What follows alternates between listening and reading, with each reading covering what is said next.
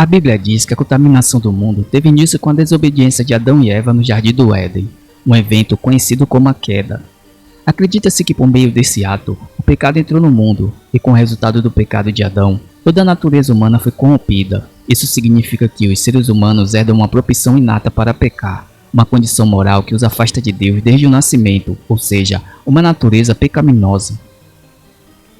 A contaminação pelo pecado não afeta apenas a natureza interior do ser humano, mas manifesta-se em ações maléficas, sofrimento, dor e finalmente a morte física e espiritual. Na Bíblia, no livro de Romanos capítulo 5, afirma que a morte passou a todos os homens, por isso que todos pecaram. Alguns textos bíblicos sugerem que a própria terra está contaminada por causa dos atos de seus habitantes que transgrediram as leis e alianças divinas. A contaminação vem do coração humano, de onde procede maus desígnios como o adultério, prostituição, furtos e etc. A contaminação do mundo pelo pecado é vista como uma condição espiritual e moral universal, que afeta a totalidade da existência humana e a criação, e que na visão cristã só pode ser remediada pela graça e salvação oferecida por Jesus Cristo. Em Romanos capítulo 5, versículo 12 diz assim: Portanto, como por um homem entrou o pecado no mundo e pelo pecado a morte, assim também a morte passou a todos os homens, por isso que todos pecaram.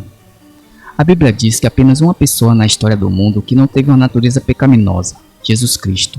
Seu nascimento virginal permitiu que entrasse em nosso mundo sem ser contaminado pela maldição transmitida por Adão. Jesus então viveu uma vida sem pecado, de perfeição absoluta. Ele era o santo e o justo.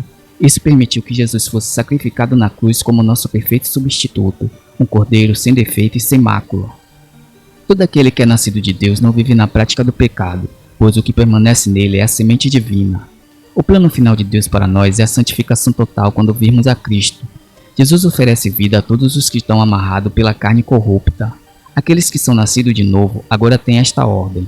Assim também vos considerai-vos mortos para o pecado, mas vivos para Deus em Cristo Jesus. A Bíblia explica a razão do problema. A humanidade é pecadora, não apenas na teoria ou na prática, mas por natureza. O pecado faz parte da própria fibra do nosso ser.